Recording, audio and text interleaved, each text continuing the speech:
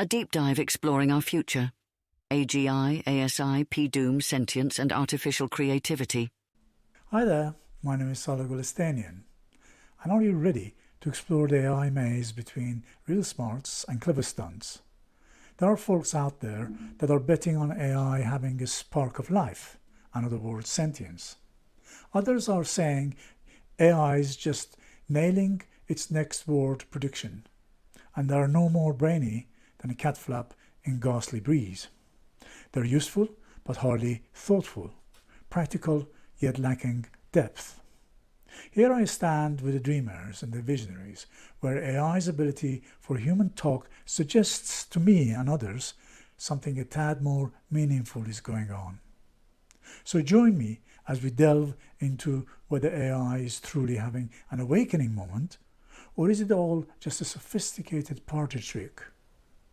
Is our AI simply a smooth talker, or is there a glimmer of consciousness going on there? Will it contribute to a brighter future for us, or does it herald a descent into gloom? Stay with me to explore these questions, shedding light on the technologies that are not just shaping our future, but are also part of our present.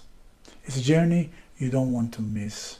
Now the debate on AI Sentient. The question has been bothering a lot of people. Where are we with AI today? Obviously, a number of school of thoughts. There is one like Geoffrey Hinton and many others that it has already reached sentience, perhaps not in the form of our own human brains, but there is definitely a lot of sparks of sentience to be seen. The other school of thought is like Yann LeCun, which is one of the fathers of AI, both of them from DeepMind, and he believes that, well, it's nowhere near AGI, artificial general intelligence, and it is not sentient. There are obviously the neutrals, and then we have critical people on the subject like Scott Aaronson, which I have a little video about one of his lectures somewhere in the middle of the talk. And finally, it's more the economic analysis by Andre Jikh that I'd like to show. And in between, I will be talking bits and pieces, trying to explain what's been happening in the last 12 months. There are quite a large number of people, scientists, specialists in AI, our ordinary people, that are dead against the notion that AI has got any form of sentience. I only have a couple of examples of what they think and their thought processes, but Meta's chief scientist, Yann LeCun, is one example. So I will be showing a couple of his lectures that basically captures his feelings. Now, since he's one of the founders, one of the considered to be one of the godfathers of AI, and is extremely knowledgeable. Please join me in welcoming to the stage Professor Yann LeCun.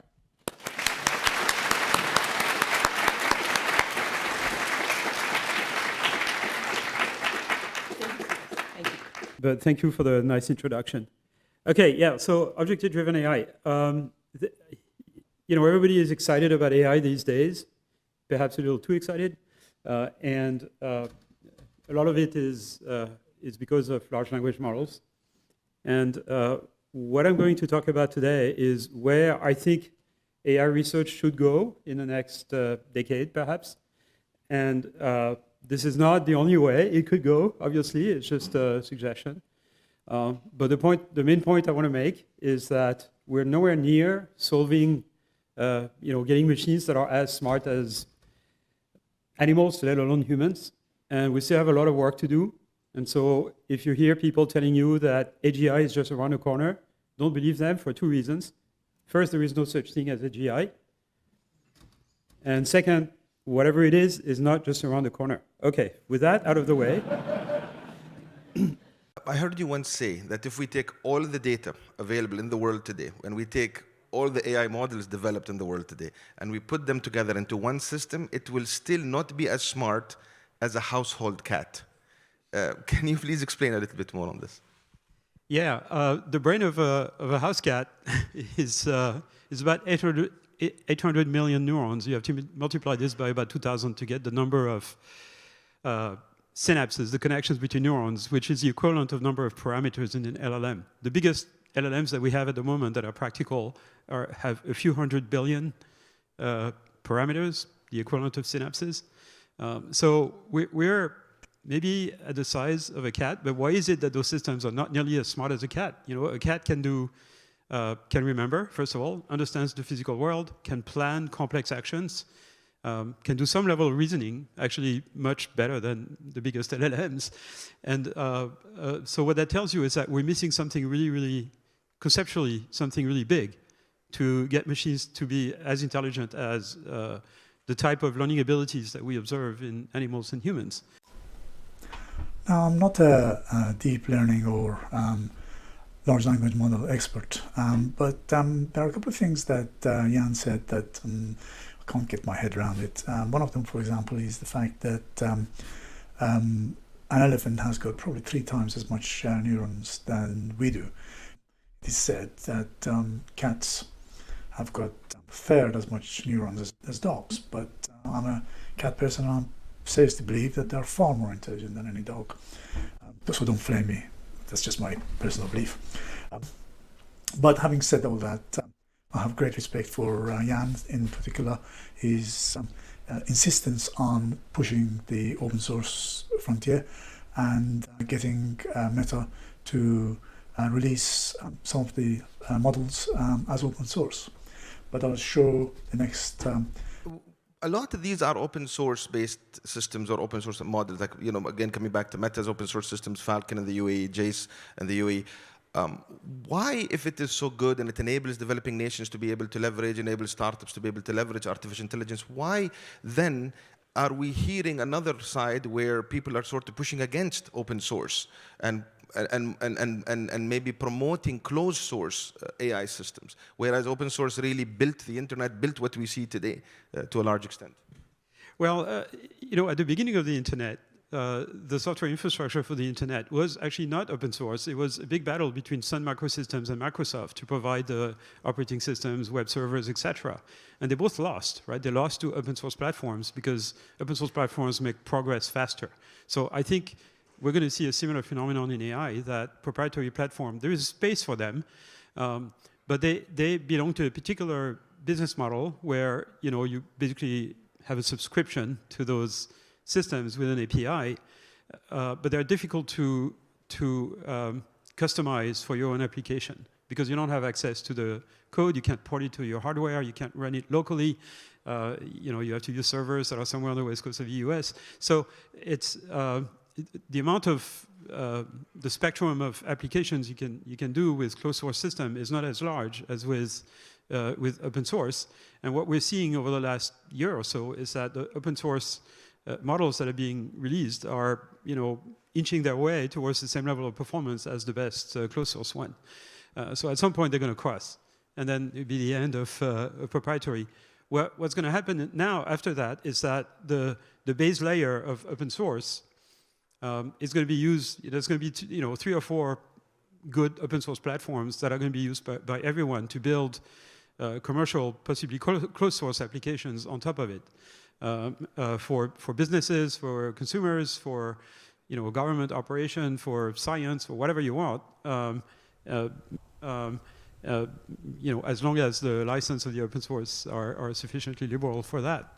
So I think that's the future. I think it's the better future that we can imagine.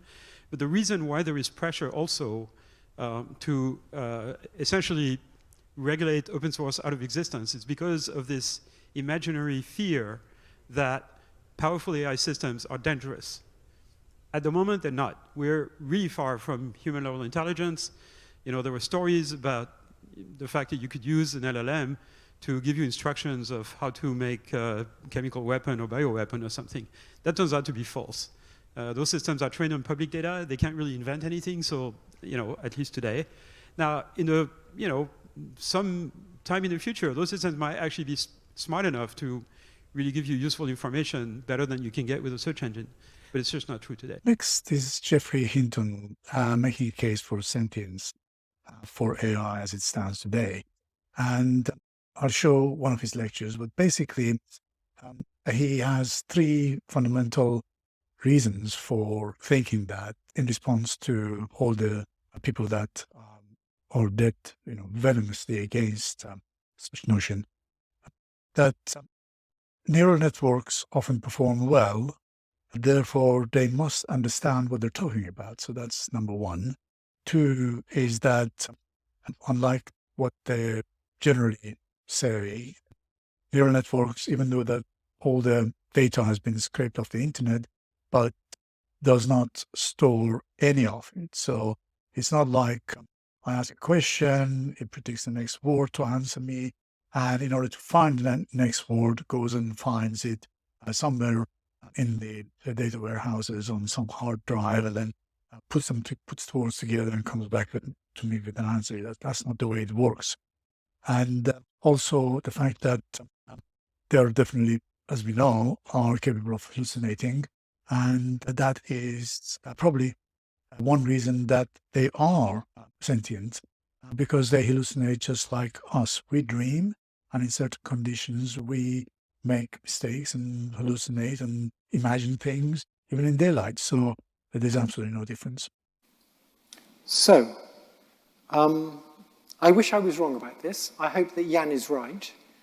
But I think we need to do everything we can to prevent this from happening. But my guess is that we won't.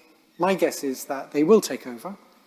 They'll keep us around to keep the power stations running, but not for long, because they'll be able to design better analog computers. They'll be much, much more intelligent than people ever were. And we're just a passing stage in the evolution of intelligence. That's my best guess, and I hope I'm wrong. But that's sort of depressing message to close on, a little bit depressing. I want to say one more thing, which is what I call the sentience defense. So a lot of people think that there's something special about people. People have a terrible tendency to think that. Many people think or used to think, they were made in the image of God and God put them in the center of the universe. So the question is, which is correct? Now, since we can't have them both in the same room, I thought I'd show you a video interview between Dr. Tim Scarfe, with long background in deep learning. He's interviewed my favorite author in this subject, Professor Simon Prince.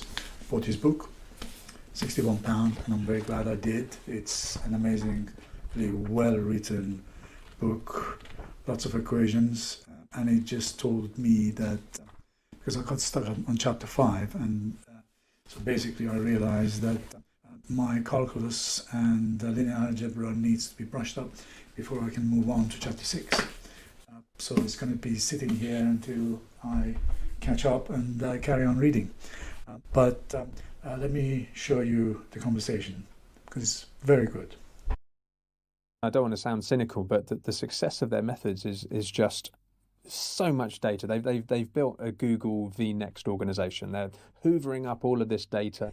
Yeah. And I think a lot of people underestimate how valuable the data of people using ChatGPT is. So they're hoovering data. Oh, absolutely. Yeah. There's a reason why they let people use it for free. Oh, 100%. So it's like it's one step away from a mechanical Turk. So in the background, they're just generating more and more data. And they've cultivated this image that they're doing science. And for reasons that we've just discussed, I think they're doing engineering. Yeah, I don't mean any disrespect to the engineers. It's no doubt incredibly difficult to engineer ChatGPT on that kind of scale. Yeah. Again, it's not very intellectually satisfying sometimes, and so that the amount of data perhaps will be the limit on these kind of models. Not even computation or model size, will literally be the amount of data that you can hoover up off the internet. The reason why people are so excited about the singularity and AGI and all of this stuff is because we've got this artifact now, which is remarkable, and it's just memorized all of the data on the internet. And I think that there's more to cognition than just knowing. just being able to retrieve information. I think it's something that is very, very good used interactively by a human. So I'm using it like I would use Google. Well, I mean, I guess, because like Sutskever and Hinton are saying it could lead to superintelligence. And I guess like based on the conversation we've just had, we know that we're interpolating a data manifold. And we know that these, from a computational point of view, it's got fixed compute, fixed width, and so on. So, how could it possibly be a superintelligence? I don't think that it could. I mean, it would have to start somehow manipulating its internal representations to make them more coherent, to come up with new ideas and then test those and embed them in its body of knowledge. It really has no way to learn anything new other than its context vector, which it forgets every session. Yeah. So even if it did have a way to manipulate the information that it had introduced into that context vector and formulate it into something new, perhaps perform some logical deductions on it or come up with some new hypothesis based on it, has no way to even remember that. So we're missing all kinds of parts of the puzzle. I don't see how you could look at that and think, oh, superintelligence is around the corner. Question for you. I don't like talking about superintelligence but we could talk about AGI. So how far is it to AGI? Well, I mean, I think these folks think that there is such a thing as a pure intelligence. And if it has just learned a data manifold, then that must be situated because that's the data we've produced in our physical environment here on the planet. So, all of this has been reduced into a data representation and we're interpolating that. As you said, it's non-interactive, so it can't, seek new information, and it's non-reflexive, so it can't reflect on its own context or anything like that. So it's just an information retrieval system which has become part of our cognitive process. GPT doesn't do anything, because all cognitive processes are kind of externalized and physical and so on. And, we enact a cognitive process when we use it. So the artifact itself, in some sense, doesn't have any measurable capability. I think I disagree with the premise that GPT doesn't do anything. Well, it doesn't. I mean, it's just a bunch of. I guess this is quite an esoteric, externalized argument of cognition, because you could argue that a chess computer, like the meaning of the computation is in its use, so it doesn't intrinsically do anything. We use it as part of our cognitive physical processes. Give an example of something that does do something. This is. I think you're using this word this phrase in a very specific way that I don't quite follow. Well, we do stuff. We scuba dive. We actually do stuff. And maybe I'm just being a human chauvinist, but I'm completely on board with it becoming embedded in our cognitive ecosystem. But also GPT does stuff, not very well, but it does it. Well, does it though? I don't know. Does it do so? I mean, yeah, like in the way a cat flap does stuff. You can make it do things. It can execute code and so on. But I wouldn't say it has agency. Doesn't do it. I mean, agency is about being able to wrestle with the complexity in your environment as an observer with like limited compute, as Wolfram would say. So it's about that kind of complexity differential between the situation I'm in versus the information I have access to. And I feel you're going to push back on this, but how do you see reinforcement learning then? Isn't that exactly what you're talking about? There's literally something called an agent that has agency, maybe via only a sort of dumb algorithm that does something random until it hits on some reward, but it explores its complex environment. It solves problems, sometimes because it's getting direct rewards, sometimes because of priors we've put into it, like essentially curiosity. You don't see that as doing something? I don't know. I don't see that as dramatically different from the cat flap scenario. I guess it's I love this Fristonian idea that agency is actually a description of certain dynamics, which is that you get this kind of like locus of information density where a thing is effectively planning many steps ahead. So you could say, therefore, it has agency. So in the case of reinforcement learning, the thing I don't like about that is, again, we can talk about free will, but someone has designed a reward function. I think Tim did a pretty good job in putting forward the case for AI not being sentient in any shape or form. But I also thought I'll bring in Scott Aaronson. He's a quantum mechanic specialist for decades, at least 2 decades, and I think you'll like what he says.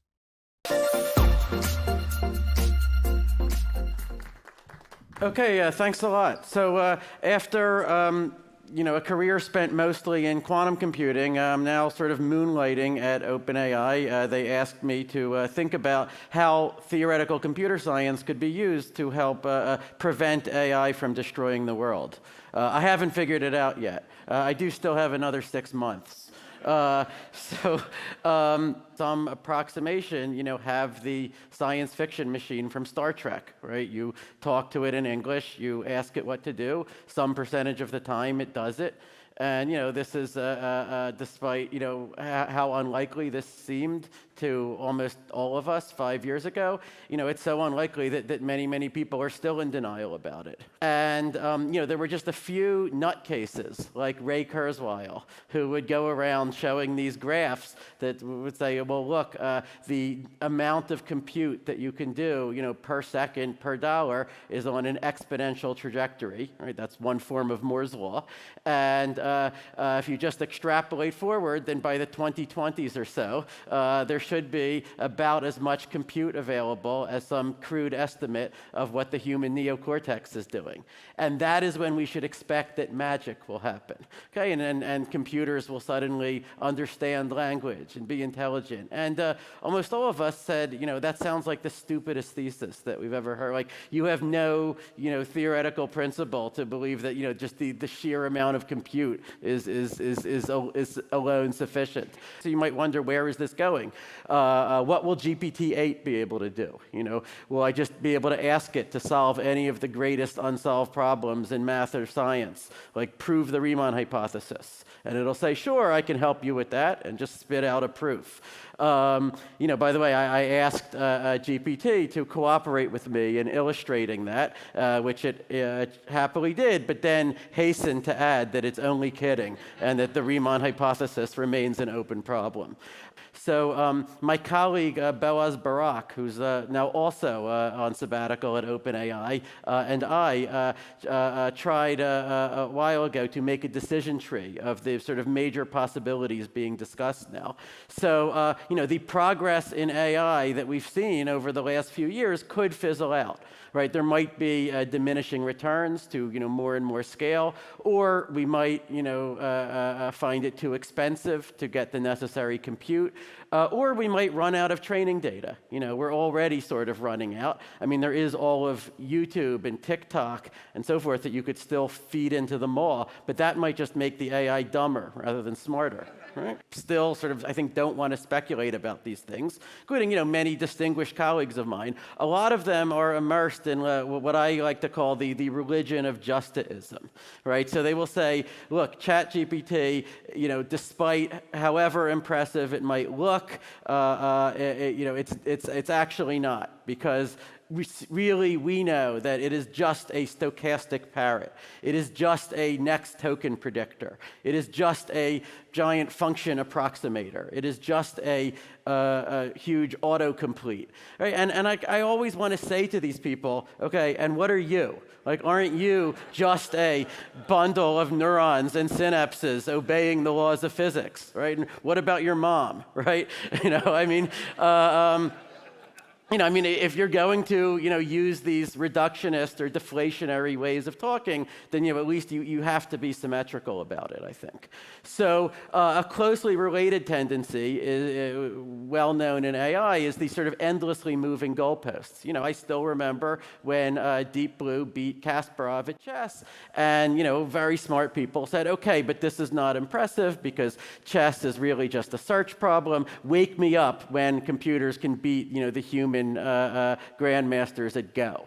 Okay, because that's just an infinitely deeper and richer game. Okay, and then we had AlphaGo, and then people said, okay, but fine, it's just a game. Everyone expected that this would happen. You know, wake me up when large language models can win a gold medal in the International Math Olympiad. Okay, so I actually have a bet with a colleague that that will happen by 2026. You know, there was some progress on it just this past month. Now, I might be wrong. It might happen by 2036 instead, but it seems clear that this is just a question of years at this point. And, you know, after AI can, you know, get gold medals in, you know, math competitions, okay, which goalpost should we have next?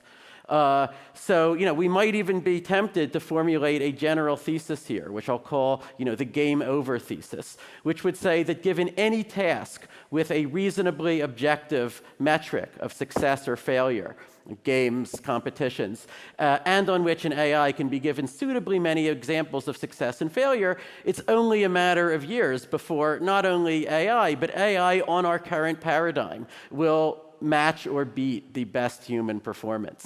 Now, that might not exhaust everything that we care about. You know, there might be things that are not quantifiable in this way. Okay, but if even this is true, I think that already forces us to some uncomfortable places in, you know, thinking about kind of, well, you know, what do we tell our kids about, you know, what kind of jobs are going to be available for them, and sort of what is our role in the world. Last 2 weeks has been incredibly eventful. It was practically every day something new comes out, and it really shows the pace of change in this sector and how quickly it all is changing. But I'd like to show you Emo, which in my own humble opinion is just as good as Sora by OpenAI. And here are a couple of clips that every time I look at it, I can't stop gushing. When I was a kid, I feel like you heard the term, don't cry. You don't need to cry.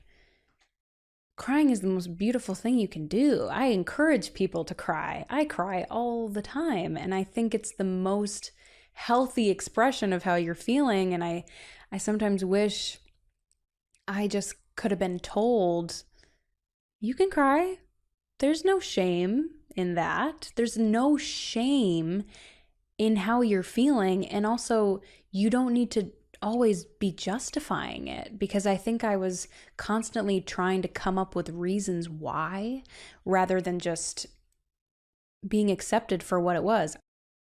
With Sora, basically, if you look close enough, you could pick up a few faults, especially when you look at it frame by frame.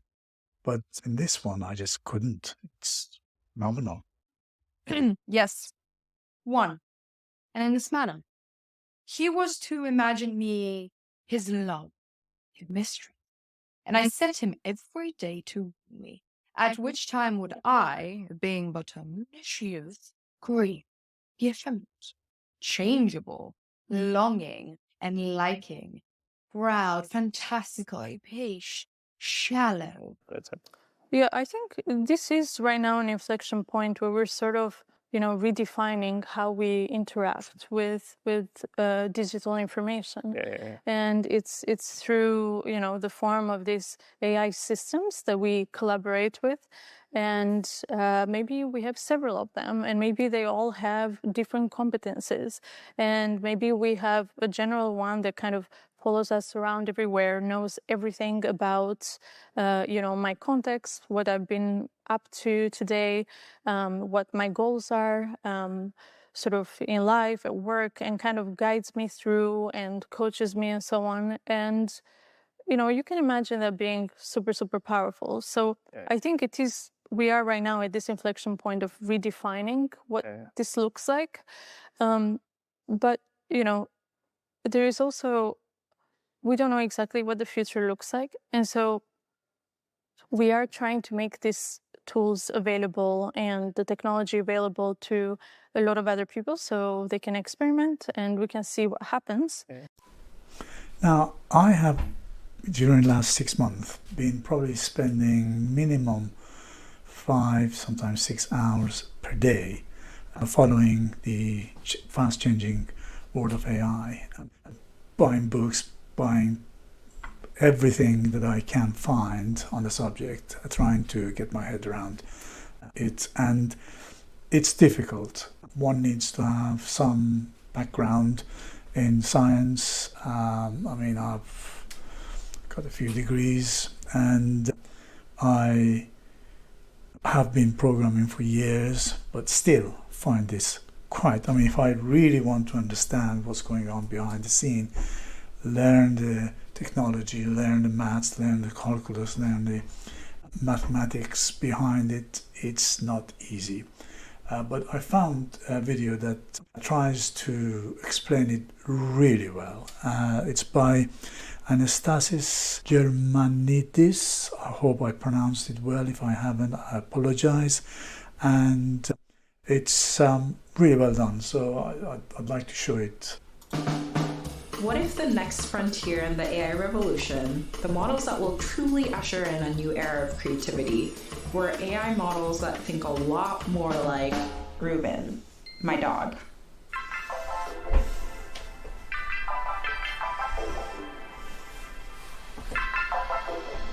LLMs, or large language models, are everywhere. They can generate poems, essays, or even movies. They can help brainstorm new ideas or find new material. In a nutshell, these models work by predicting the next token in a sequence, like words in a sentence.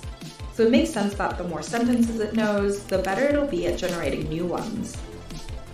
As they get better and better at predicting, they gain more understanding of the world and the patterns in it. These large language models introduced an entirely new paradigm to AI. Big models plus big data equals greater knowledge of the world. The thing is, LLMs only know about language. What if we applied this same big data, big model approach to how we generate videos? Well, that's what we're calling General World Models, GWMs, and we believe that they're the next big thing. Similar to LLMs, General World Models are given a large amount of data, but not just text. It's also given videos, images, and audio, everything you'd need in order to understand how the world works. And with all this information, the models build out sort of a mental map for themselves. And this is where my dog comes in. Hi, Ruben. Ruben also has an internal model of the world based on things he knows. And it looks something like this. He learned that if we go this way, there's a higher chance of us going to the park. And if we go that way, there's a dog that kind of looks at him funny. He knows that there's usually sidewalk chicken scraps right here, and that these stores, known as pet stores, that have the treats that he likes. Once we get to the park, this is where all the butt sniffing happens. With all of this data, the sights, sounds, relationships of things, Ruben has figured out how to predict certain outcomes and adjust his behaviors, just like the General World Model. But the most incredible thing about all this is this part. These models have the ability to generalize its understanding to new and unseen data. It knows how to imagine the future based on its knowledge of the world. It's kind of like how Ruben knows to avoid other dogs that also look at him funny, and how he knows to drag us into pet stores that he's never been to. We believe that by training these models to predict the next frame or token in a sequence, the models will learn a much more detailed understanding of the world, including the whys and the hows, than the large language models. So, what does this all mean? It means that pretty soon, General World Models will allow us to simulate worlds that more closely reflect our own. or the ones Ruben's built up in his little head. So, yes, the next frontier of AI will act a lot more like this one.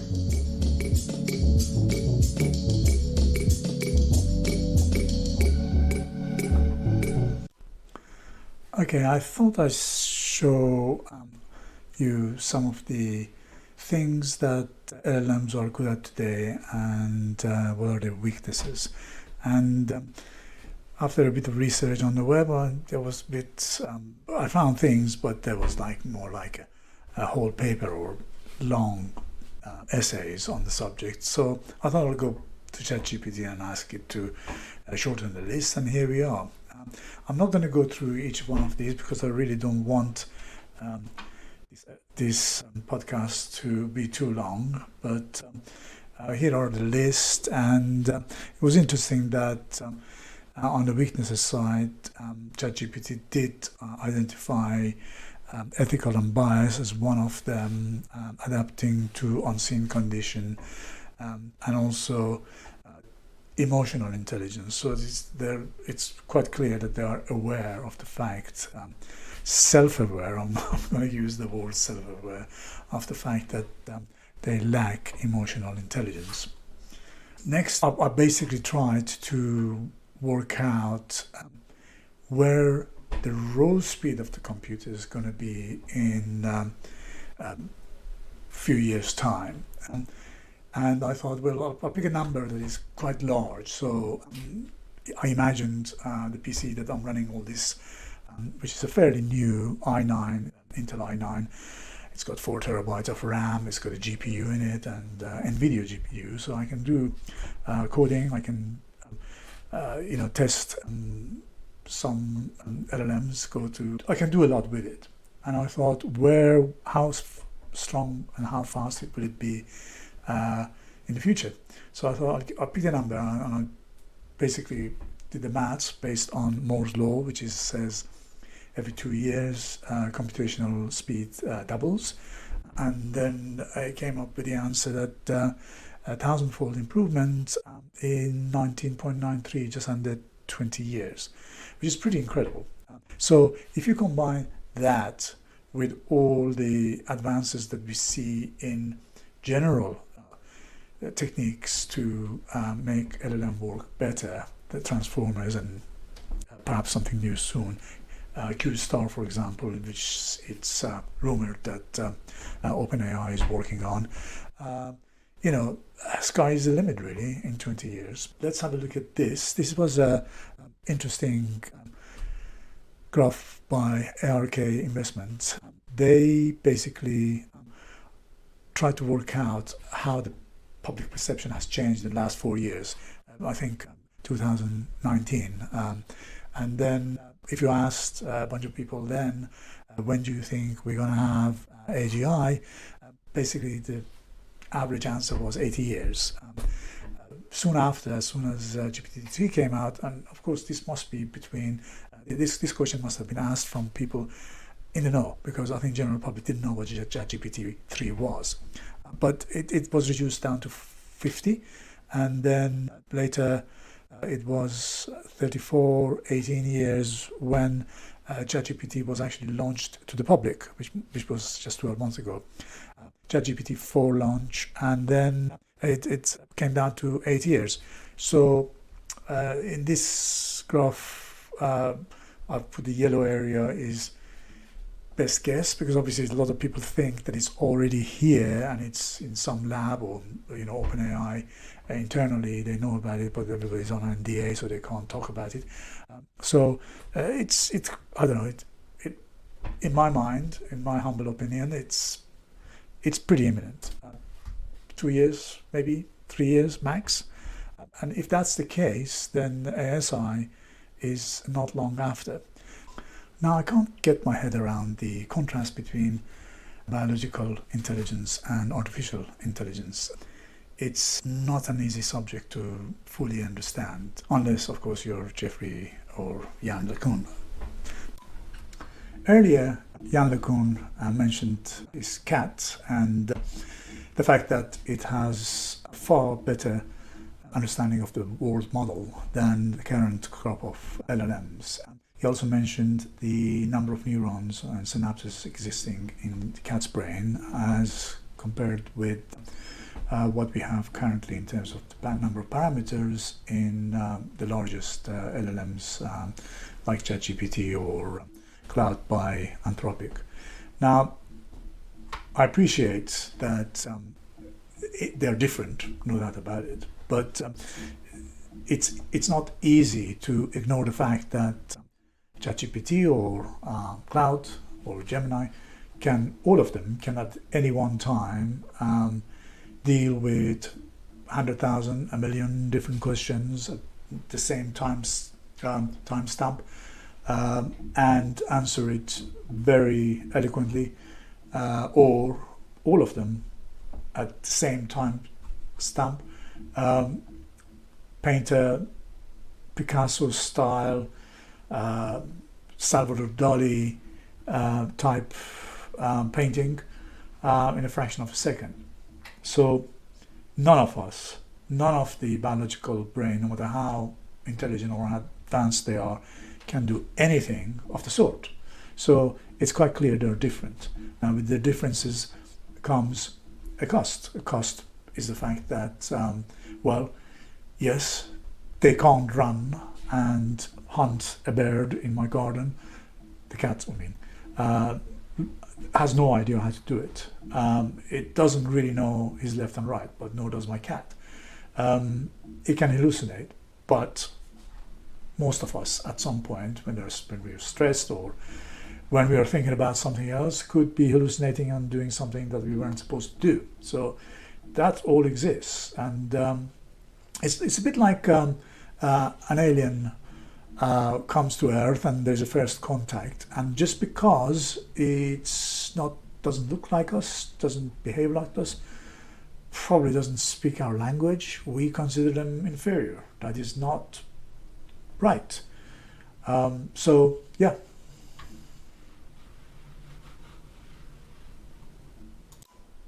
This week Anthropic released Cloud 3. They hailed it as the first large language model or chatbot that behaves more advanced than ChatGPT 4. Obviously there's been a lot of tests, but what's interesting is that in many tasks it is indeed seems to be faster or better behaved than ChatGPT 4.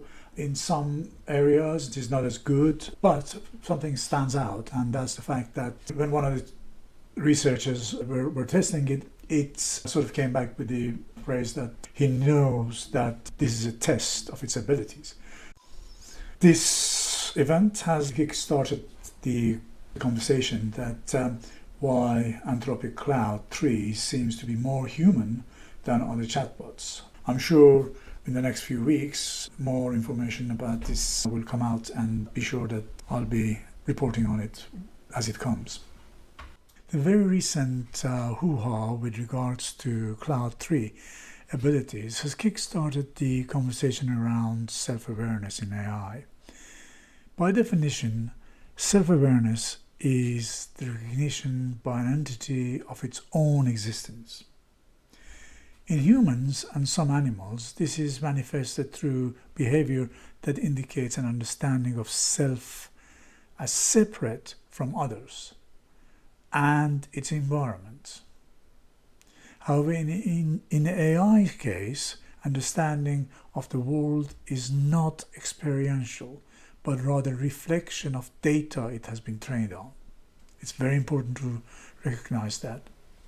The conceptual leap from highly advanced pattern recognition and information processing to the subjective experience of consciousness requires not just technical advancement, but also deeper understanding of consciousness itself, explained both in religion or science. If you believe in the three-dimensional world plus a tad of time, or whether like Hoffman you think that time and space is dead and consciousness has got a different theory behind it. Just about 2 weeks ago, I had an email from a friend first thing in the morning, and it said, "Have you seen Sora? It's going to change the world." And so I looked, and wow, I mean, I think that's everybody's perspective on Sora, and 100-fold improvement from just a year ago. I'll show it to you. So just a year ago, this is what we had. Pretty rubbish, and then suddenly this. If anybody watched this without knowing that it's fake, I mean, there's no way. From dad or uncle in some McDonald's. But the implication is important, because soon after we get news like this. Tyler Perry, this is Hollywood Reporter, puts $800 million studio expansion on hold. So it's quite clear there's going to be disruption in at least creative movie, videography industry. The investment shifting already. Job market is disrupted. Cost reduction is the big word. If they've been spending $200 million on a blockbuster movie, it's off the table now, probably. And they say, well, we're going to make it, but I think we only need to spend 20. Industry is moving towards tech-driven content creation as against traditional like theater and play. This is about 6 months ago. DALL-E 3 came out, and I've been now you can create this with just a prompt. The ability to combine two different videos. So that's one of them, an old western town in Midwest US, and this is an imaginary metropolitan city, kind of underwater, with imaginary fish swimming what seems to be thick air. And then when you combine the two, this is what it produces. I've added the sound to it.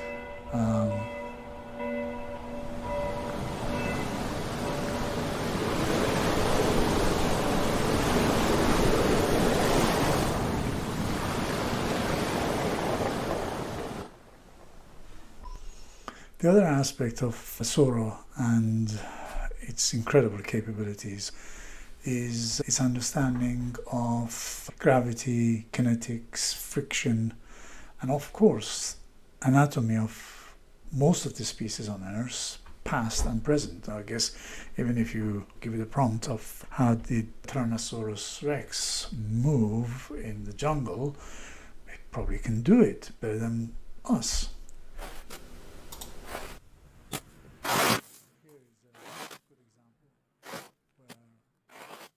Here is a good example where the dog clearly has a good understanding of gravity and what would happen if it makes a mistake and how it would fall down. As it moves, especially the one on the right, you can see how the muscles behave as it runs, and I mean, I'm not an expert. It's incredibly well done. That's all I can say. I thought I'd show Andre Jikh's economical impact of things like Sora, Emo, and how it will affect at least the sector of the economy that he's an expert in. He's much more articulate than I am. So I used to think that artificial intelligence was just one of those words that people threw around to get investors excited about putting their money in the stock market, and I thought that it would never happen in my lifetime, but I think I'm wrong. You type in some text of what you want and it creates videos, and it does that at such a high level of realism that it shouldn't even be possible. Here's a stylish woman that walks down a Tokyo street filled with warm glowing neon and animated city signage. She wears a black leather jacket, a long red dress, and black boots, and carries a black purse. That was a 1 minute long video that Sora created with just a couple words in that prompt. Now, I added the music and the sound effects because right now it can't do that and it can't sync with video, but I imagine it will soon. but it's doing that with such a level of realism that it shouldn't be possible without physically traveling to Tokyo and shooting on a low-light full-frame sensor camera like the A7S III in 4K at 120 frames per second. And it's creating a shot that has never existed before in human history, and all it took was just a couple words on a keyboard. It gets crazier though. Here's a movie trailer featuring the adventures of the 30-year-old spaceman wearing a red wool knitted motorcycle helmet, blue sky, salt desert, cinematic style shot on 35mm film with vivid colors. That straight up looks like a scene from a J.J. Abrams movie, except with a lot less lens flares. Hold on. There, I fixed it. It gets even better because it can take a simple photo as an input and reimagine it into a video that looks like this. This is absolutely insane. Seeing is no longer believing. AGI, or Artificial General Intelligence, is the single most important invention in all of human history, and it will also probably be our last. Because once you create the thing that can create anything, it's game over. And I used to think that that was science fiction, or at least it wouldn't happen for a long time and probably not in my lifetime. But it's kind of scary how fast it actually is happening, and it's accelerating. Now, my initial thoughts are that it will probably displace millions of jobs. And throughout this video, I'll probably be asking you more questions than I'll be answering because I don't know the answer. Like, what's gonna happen to specialty companies that make cameras and drones? You used to need a company that did that, the thousands of dollars that you needed saved, and the drone license to operate them. But now you don't need any of that. All you have to do is type drone view of waves crashing against the rugged cliffs along Big Sur's Grey Point Beach. Voila. You get a picture-perfect cinematic drone shot. I mean, this is crazy. I've been to Big Sur, and I actually flew a drone there, and it looked exactly like that. Except in this case, they recreated the shot perfectly and they didn't have to go to California. Thank the Lord. Kidding. But also, what happens to all the videographers that are out there? Because in 2022, the Bureau of Labor Statistics reported that videographers earned roughly $62,000 a year, which is a very livable wage, and there's approximately 87,500 videographers in the US alone. And they range anywhere from wildlife all the way to oceanographers. And those very specific fields within videography can also now be replicated by Sora. Here's Borneo wildlife on the Kinabatangan River. Here's one of the most detailed shots of a Victoria-crowned pigeon. Here's some woolly mammoths for you, and here's an octopus doing its octopus thing. So now we're potentially talking about not needing videographers at all, or at least not as many as we have today, and we might not even need companies that make special glass like macro lenses, because here is an extreme close-up of a 24-year-old woman's eye blinking standing in Marrakesh during magic hour. Come on, if someone didn't tell you that was AI, would you even think twice about it? Also, another question, what happens to the animators? The people that made things like Toy Story. In 2022, there were 2 million animators globally making $75,000 a year on average. But also, here's an animated scene featuring a close-up of a short fluffy monster kneeling beside a melting red candle. Does that mean we don't need an entire studio of 3D graphics animators? I don't know, but Sora also extends way beyond animation and movie making. It's also going to change the way that people make commercials, like car commercials, for example, which will never be made the same again. And here's a typical car shot. You might see a drone following a car in extreme detail. And here's another of a Porsche just driving in the mountains, and it looks insanely real. If you never told me, I would never have noticed that these were AI-generated videos. And this is coming from a guy who did video production professionally for 20 years. No one is safe from this technology, not even time travelers. They're about to go out of business too. Here's a really detailed shot of California during the gold rush. It's even able to visualize not only what the past might have looked like, but also the future. Here's a shot of Lagos, Nigeria in the year 2056, shot with a mobile phone camera. So I guess we can also say goodbye to stock footage companies. And OpenAI tells us that these were all created by Sora without any modification. That has all sorts of implications for the drone pilot that no longer needs to be hired, for all the photographers and videographers whose footage no longer needs to be licensed to show up in that ad that's being made. It's already that good. Which is exactly my point. And that Tokyo shot, short of going to Tokyo and hiring a crew of videographers, maybe a video editor, maybe a colorist, booking flights to get there, the hotels, the meals, all of that is not as needed anymore. There's going to be a lot of jobs that will be eliminated, or at the very least, those incomes will be drastically reduced and the jobs will be concentrated into fewer jobs. We kind of already saw that happen with ChatGPT and the writer's strike. I imagine we'll see more job postings like this one from Netflix when they wanted to find an AI platform manager and they offered them $900,000 per year. For the companies that can, I can see them consolidating, say, 20 of their jobs into fewer at a fraction of the cost. And the thing that's scary, without trying to fearmonger because I don't know the answer, is that if you eliminate an entire industry of people, even if it's a small one, it can have ripple consequences on the entire global economy, with loss of employment, loss of productivity, lower profits potentially, supply chain problems, and the assets and loans of those people and who pays for them if they can't. Also, it's election year, and this technology has gotten so good that it's crossed the uncanny valley. In other words, the people in these AI videos look real, especially to people who might not be looking for or even be aware of what AI can do already. And the thing that's shocking that we have to keep in mind is that this technology is getting better and better, faster and faster. Apologies if that has taken a bit too long. Basically, it's been like 2 months of ideas all put together in one episode. But if you are still here after over an hour of video, don't forget to click that button and subscribe. I'll be most grateful. I'll leave you with a bit more of the Sora. Until next time, bye-bye.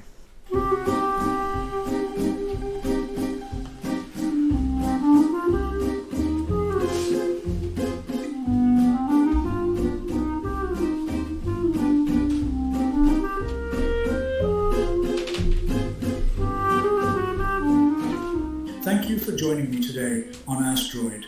In this session, we delved into AI's burgeoning capabilities for sentience and creativity, and the groundbreaking developments edging us closer to the realization of artificial general intelligence. For more insights and discussions, I invite you to visit askdroid.com. Our blogs and podcasts are designed to keep you at the forefront of this technological renaissance. Next week, we'll navigate the intriguing concept of simulated realities. Episode 2 will explore our capacity to create simulated worlds and ponder the profound question: are we ourselves inhabitants of a vast simulation or matrix? If today's content resonated with you and sparked curiosity, please consider subscribing for more episodes. Just click the link below to stay connected and informed. Until next time, this is Sal, signing off from Ask Droid.